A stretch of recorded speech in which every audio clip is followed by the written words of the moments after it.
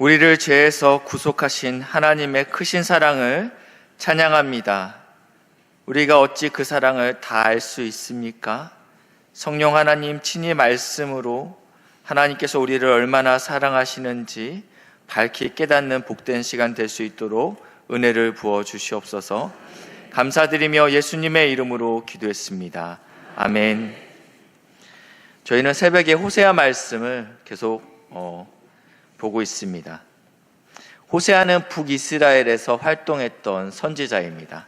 특별히 이 호세아가 활동했던 당시는 여로보암 2세로 북이스라엘이 가장 강성했던 때입니다. 전성기였습니다. 정치적으로 안정됐고 경제적으로 가장 윤택했던 삶을 살고 있었습니다. 그러나 영적으로는 가장 어두운 시기가 바로 이 시기였습니다.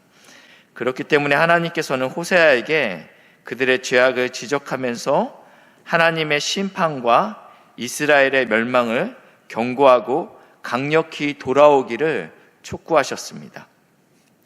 그런데 하나님께서 호세아에게 또 다른 어려운 명령을 하시는데 그것은 바로 음탕한 여인 고멜을 아내로 맞이하라고 하십니다. 호세아는 하나님의 말씀에 순종하여 이 부정한 여인 고멜과 결혼하고 자녀를 셋을 낳게 됩니다. 그리고 이 자녀들도 하나같이 하나님의 축복받는 자녀들은 아니었습니다. 더군다나 이 고멜은 아이를 낳고도 다른 남자와 눈이 맞아 도망을 가게 됩니다. 하나님은 왜 이렇게 호세아에게 이해할 수 없는 결혼을 하라 명하셨을까요? 당시의 북이스라엘의 영적인 상태가 고멜과 같았기 때문입니다. 이런 호세아에서의 배경을 생각하시면서 오늘 본문을 통해 하나님은 이스라엘을 얼마만큼 어떻게 사랑하시고 고멜과 같은 이스라엘은 그분의 사랑에 어떻게 반응했는지 살펴보도록 하겠습니다. 첫 번째는 하나님이 먼저 사랑하셨습니다. 오늘 본문 1절입니다. 이스라엘이 어렸을 때 내가 사랑하여 내 아들을 애굽에서 불러냈거늘. 당시에 이 어린아이들은 가치 없는 존재, 미약한 존재로 여겼습니다. 그래서 오병이어 사건에서도 성인 남성만 계수하지 아이와 여인은 계수하지 않습니다. 그만큼 어린아이들은 가치 없고 미약한 존재로 여겼습니다. 그런데 하나님께서 이런 이스라엘을 사랑하셔서 애굽에서 불러냈다라고 말씀하고 있습니다. 오늘 본문에서 하나님은 아버지시고 이스라엘은 애굽에서 노역 중인 어린 아들입니다. 하나님의 사랑이 이스라엘이 큰 나라가 된 이후에 시작된 것이 아닙니다. 아직 철도 안 들고 갈 바를 알지 못할 때 먼저 사랑하시고 아들 삼아 주셨습니다. 3절 말씀인데요. 그러나 내가 에브라임에게 걸음을 가르치고 내 팔로 안았음에도 내가 그들을 고치는 줄 그들은 알지 못하였도다. 에브라임은 북이스라엘을 의미하고 있습니다. 이들을 지금 어린 생명을 키우는 데는 많은 수고와 노력이 필요합니다. 하나부터 10까지 가르쳐야 하고 또 아직 어리기에 보호해야 됩니다. 다치면 치료해야 됩니다. 이런 한없는 부모의 사랑으로 하나님께서 이스라엘 백성들을 양육했다라고 말씀하고 있습니다. 실로 하나님께서는 이스라엘 백성을 애굽에서 불러내실 때 광야에서 40년간 비틀거리고 갈 바를 알지 못할 때 구름 기둥과 불 기둥으로 이들을 인도하시고 사랑의 팔로 안으셨습니다. 4절 말씀입니다. 내가 사람의 줄, 곧 사랑의 줄로 그들을 이끌었고 그들에 대하여 그 목에서 멍에를 벗기는 자같이 되었으며 그들 앞에서 먹을 것을 두었노라. 여기서 표현되고 있는 사람의 줄과 짐승의 줄이 반대말입니다. 본문에서는 멍에라고 표현되어 있습니다. 이스라엘 백성의 육적인 상태와 영적인 상태는 짐승이 매는 멍에를 매는 것처럼 있었다라는 것입니다. 실로 그들은 애굽의 삶이 짐승처럼 멍에를 맨 노예의 삶이었습니다. 그러나 하나님께서 이 멍에를 벗기시고 이제는 사랑의 줄로 인도하셨다라고 표현하고 있다는 것입니다. 남편과 자녀를 버리고 간 고멜의 몸값을 지불하고 도로 찾아오는 것처럼 하나님께서는 이스라엘 백성을 그렇게 사랑하셨다라고 말씀하고 있습니다. 오늘날 마찬가지로 죄의 종된 우리를 위해서 대속의 값을 치르시고 우리를 다시 하나님의 자녀 삼으셨습니다. 그리고 그들 앞에 먹을 것을 두었노라 라고 표현하고 있는데요. 이들은 광야에서 만나와 메추라기로 하나님의 공급하심을 얻게 됩니다. 가나안 땅에서는 이른 비와 늦은 비로 하나님의 풍성함을 체험하게 됩니다. 그리고 성도인 우리도 오늘날 하나님의 풍성한 은혜를 공급받고 있는 줄 믿으시길 바랍니다. 이런 맹목적인 하나님의 사랑 앞에서 이스라엘 백성들이 보인 반응은요, 두 번째인데요. 이스라엘은 하나님을 떠났습니다. 본문 2절 말씀입니다. 선지자들이 그를 부를수록 그들은 점점 멀리하고 바알들에게 제사하며 아로새긴 우상 앞에서 분향하였느니라. 하나님이 사랑하면 사랑할수록 이스라엘은 점점 가까이 오는 것이 아니라 하나님으로부터 멀어졌습니다. 남유다의 마지막 선지자 예레미야는 이렇게 말씀하고 있습니다. 예레미야 7장 25절, 26절 말씀인데요. 제가 25절 먼저 읽겠습니다. 너희 조상들이 애굽 땅에서 나온 날부터 오늘까지 내가 내 종 선지자들을 너희에게 보내되 끊임없이 보내었으나 26절 시작.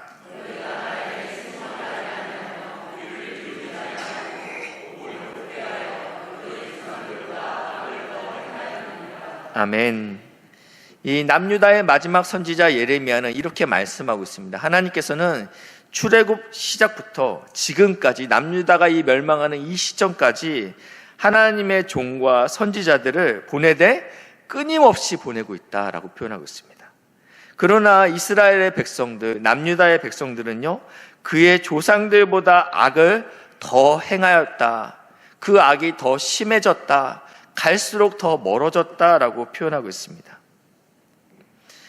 방금 읽었던 3절 말씀에 하나님께서 이들을 가르치고 팔로 안으시고 또 치료하셨다라고 말씀하시는데 그들은 알지 못하였다라고 표현하고 있습니다. 공동 번역에서는요, 나를 몰라본다라고 표현하고 있습니다. 부모가 먹이고 양육하고 치료하는데 자녀가 그 부모를 몰라본다라는 것입니다. 5절 말씀입니다. 그들은 애굽 땅으로 되돌아가지 못하겠거늘 내게 돌아오기를 싫어하니 아수르 사람이 그 임금이 될 것이다. 당시 이 고대 근동은 패권은 이미 아수르에게 어느 정도 넘어간 상태였습니다. 이스라엘 백성은 진퇴양난에 처해 있는 상황입니다. 왜냐하면 아수르를 피해 애굽으로 간다라는 것은 이미 너무 늦었기 때문입니다. 이러지도 못하고 저러지도 못하는 상황인데 그들은 하나님께 돌아오는 것도 싫어한다고 쓰여 있습니다. 참으로 어리석고 안타까운 일입니다.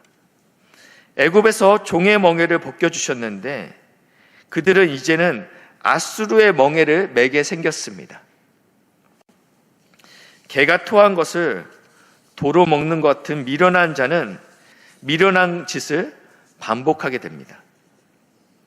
이 북이스라엘은 결국 아수르의 통치를 받게 될 것입니다. 6절 말씀인데요. 이 아수르의 통치를 받게 된 그 결과는 칼이 그들의 성읍들을 치며 빗장을 깨트려 없이 하리니 이 아수르의 군대가 성 안까지 들어와 있는 모습입니다. 이는 그들의 계책으로 말미암음이니라. 아수르의 잔인함은 역사적으로 유명합니다. 완전히 짓밟음으로 인해서 어느 누구도 배반하지 못하게끔 만들었습니다. 이러한 비참한 멸망의 이유를 성경에서는 그들의 계책이라고 표현하고 있습니다. 이들은 하나님을 의지하지 않고 하나님이 보낸 선지자의 메시지를 듣지 않았습니다. 이스라엘은 들어야 될 것을 듣지 않고 대신 듣지 말아야 될 원수의 계략과 꿰매에 귀를 기울였고 그 결과는 비참할 것이라고 말씀하십니다. 7절 말씀입니다. 내 백성이 끝끝내 내게서 물러가나니 비록 그들을 불러 위에 계신 이에게로 돌아오라 할지라도 일어나는 자가 하나도 없도다. 지금 하나님의 선지자를 통해서 그들을 부릅니다. 위에 계신 이에게 주목하십시오. 그에게 돌아오십시오라고 부르짖으나 그들의 결심이 견고하여서 끝끝내 되돌릴 수 없게 되었다라고 표현하고 있습니다. 이 끝끝내라는 단어는 매달리다라는 표현으로 다른 성경에선 쓰여집니다. 이들은 하나님을 바라보지 않고 하나님께 매달리지 않고 우상과 애굽에게 매달리게 됩니다. 우리는 호세아서를 통해서 하나님의 사랑이 얼마나 끈질기고 얼마나 성실하고 또 견고한지 보게 됩니다. 반면에 견고한 하나님의 사랑을 버린 이스라엘이 얼마나 완고하고 얼마나 어리석은지 알게 됩니다. 하나님의 사랑은 끈질깁니다. 그러나 우리도 다른 의미로 끈질깁니다. 노예에서 자유인으로 자녀 삼아 주셨는데 다시 노예로 돌아가고 부정한 여인을 아내로 삼아 주셨는데 다시 길거리로 나가는 것 같습니다. 여기에 대한 하나님의 반응이 세 번째입니다. 하나님은 끝까지 놓지 않으십니다. 8절 말씀인데요. 에브라임이여 내가 어찌 너를 놓겠느냐? 이스라엘이여 내가 어찌 너를 버리겠느냐? 내가 어찌 너를 아드마같이 놓겠느냐? 어찌 너를 스보임같이 두겠느냐? 내 마음이 내 속에서 돌이키어 나의 국률이 온전히 불붙는 듯 하도다. 하나님은 포기하지 않으십니다. 하나님의 사랑은 끝이 없고 결코 실패하지 않을 것입니다. 그리고 반드시 회복시키시겠다고 말씀하십니다. 오늘 본문에 나와 있는 아드마와 스보임은 소돔과 고모라와 함께 멸망당했던 성읍입니다. 신명기 29장 23절에 보시니까요. 그 온 땅이 유황이 되며 소금이 되며 또 불이 타서 심지도 못하며 결실함도 없으며 거기에는 아무 풀도 나지 아니함이 옛적에 여호와께서 진노와 격분으로 멸하신 소돔과 고모라와 아드마와 스보임의 무너짐 같음을 보고 물을 것이요. 우리는 소돔과 고모라를 알고 있지만 오늘 나왔던 이 아드마와 스보임을 이제 알게 됩니다. 하나님께서는 분명히 말씀하고 있습니다. 너희가 어찌 아드마 같겠느냐? 너희가 어찌 너를 스보임같이 내버려 두겠느냐? 이 말씀은 이스라엘의 죄악이 이 아드마와 스보임처럼 멸망당하기에 합당하다는 뜻입니다. 그럼에도 불구하고 하나님께서는 이스라엘을 그들처럼 멸망당하지 않을 것이라고 말씀하고 있습니다. 그 이유는 이스라엘에게 있지 않습니다. 그 이유는 하나님의 마음에 있다라고 성경에 나와 있습니다. 하나님의 마음에 긍휼이 불붙는 듯 하기 때문이다. 하나님께서 자녀 이스라엘을 불쌍히 여기는 마음 때문에 내가 너를 어찌 아드마같이 두지 않겠다라고 말씀하신다라는 것입니다. 9절 말씀입니다.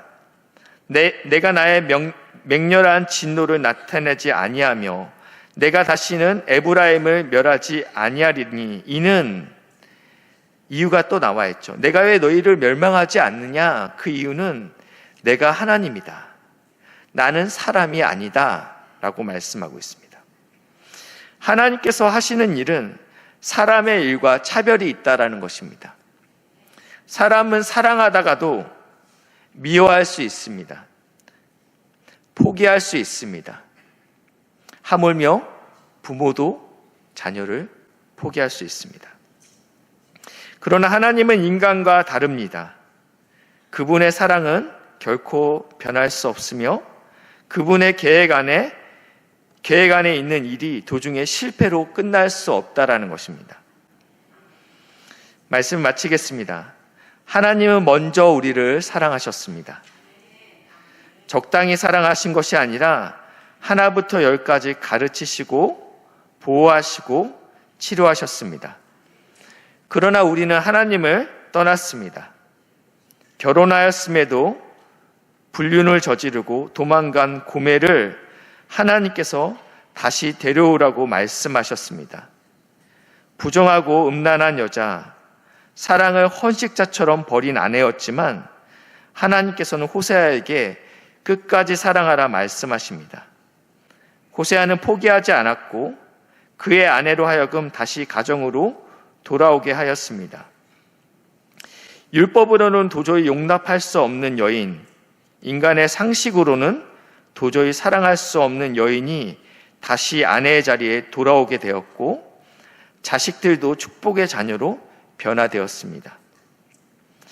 하나님의 사랑은 우리의 실패와 연약함보다 더 크십니다. 우리의 고집보다 하나님의 고집이 더 셉니다. 그분의 사랑은 우리를 변화시키고야 말 것입니다. 오늘 이 시간 주님께서 여러분을 변함없이 사랑하고 계심을 믿으시길 바랍니다. 주님의 사랑으로 회복되고 새롭게 되는 은혜가 있으시길 주님의 이름으로 축복합니다. 기도하시겠습니다. 사랑하는 하나님, 우리를 끝까지 사랑하시어 주심에 감사드립니다. 우리의 불순종에도 불구하고 포기하지 않으시는 주님의 사랑을 깊이 경험하게 하옵소서. 오늘 말씀을 통해 우리의 마음을 다시 주님께로 돌이키게 하여 주시옵소서. 이 모든 말씀 예수님의 이름으로 기도드립니다. 아멘.